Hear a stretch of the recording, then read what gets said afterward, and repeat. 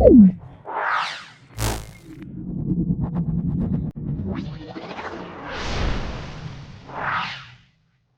The Lord. ദൈവനാമം മഹത്വപ്പെടുമാറാകട്ടെ.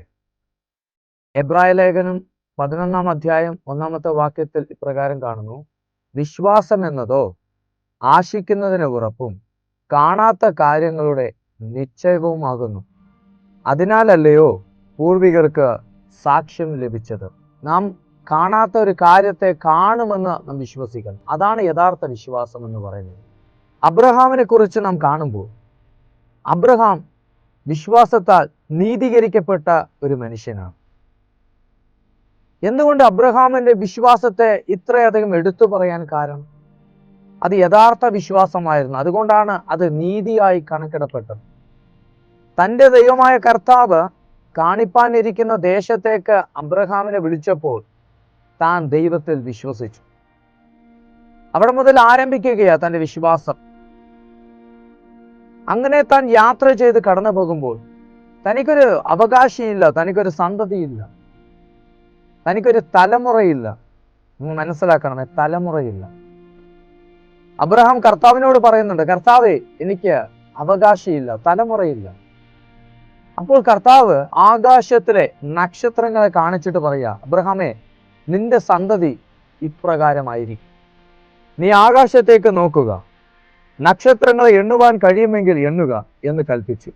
നിന്റെ സന്തതി ഇങ്ങനെയാകും എന്ന് അവനോട് കൽപ്പിച്ചു. അവൻ യഹോവയിൽ വിശ്വസിച്ചു. നോക്കണമേ, ഇവിടെ ഒരൊറ്റ വാക്കിൽ അവൻ യഹോവയിൽ വിശ്വസിച്ചു.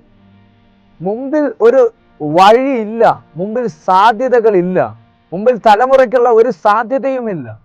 കർത്താവ് പറയുക, നീ ആകാശത്തെ നോക്ക്. പലപ്പോഴും അതൊരു കഥയായിട്ട് നമുക്ക് തോന്നുമെങ്കിലും ഇന്ന് അതിന് നിവൃത്തീകരണത്തിലാണ് ഞാൻ നിൽക്കുന്നത്. യെസ്, കർത്താവ് അന്ന് അരുളി ചെയ്തതിൽ അബ്രഹാം വിശ്വസിച്ചു. അത് വിശ്വാസം എന്നത് കാണാത്ത കാര്യങ്ങളുടെ നിശ്ചയമാണ്. അബ്രഹാം കണ്ടിട്ടില്ല, എന്നാൽ ദൈവം പറയുക, ആകാശത്തിലെ നക്ഷത്രങ്ങളെ പോലെ നിന്റെ സന്തതിയാകുമെന്ന്. അബ്രഹാം അതെന്ത് ചെയ്തു? താൻ വിശ്വാസ കണ്ണുകൊണ്ട് കണ്ട് അത് വിശ്വസിച്ചു. ഇതാണ് യഥാർത്ഥ വിശ്വാസം. നാളെ കർത്താവ് വാനമേഘത്തിൽ കാഹളനാദത്തോടെ വരുമെന്ന് നാം വിശ്വസിച്ചുകൊണ്ടിരിക്കുകയാണ്. ഇന്നത് വിശ്വസിക്കാത്ത പലരുമുണ്ട്. എന്നാൽ നാം എന്ത് ചെയ്യുക? കാണാത്ത കാര്യങ്ങൾ നിശ്ചയമായിട്ട് നാം അത് വിശ്വസിച്ചു കൊണ്ടിരിക്കുക. പലപ്പോഴും നാം സാഹചര്യങ്ങളെ നോക്കിയാൽ വിശ്വസിക്കാൻ നമുക്ക് കഴിയത്തില്ല. അബ്രഹാം സ്വയം നോക്കിയാൽ, ഞാൻ വൃദ്ധനാ, സാറ വയസ്സ് ചെന്നവളാ, അല്ലേ? തന്നിൽ തന്നെ നോക്കുമ്പോൾ അവിടെ സാധ്യതകൾ ഇല്ല, അവിടെ ഒരു അവസരമില്ല, അവിടെ ഒരു വഴിയില്ല. താൻ ദൈവത്തിൽ വിശ്വസിച്ചു. ഇതാണ് പ്രിയപ്പെട്ടവരെ യഥാർത്ഥമായ വിശ്വാസം. സാഹചര്യങ്ങൾ ഇല്ലാതിരുന്നിട്ടും സാധ്യതകൾ ഇല്ലാതിരുന്നിട്ടും അവിടെ വിശ്വാസം കൊണ്ട് മാത്രം നേടിയെടുത്ത ഒരു അനുഗ്രഹം. വിശ്വാസം കൊണ്ട് നമുക്ക് ചിലത് പ്രാപിക്കുവാൻ കഴിയും.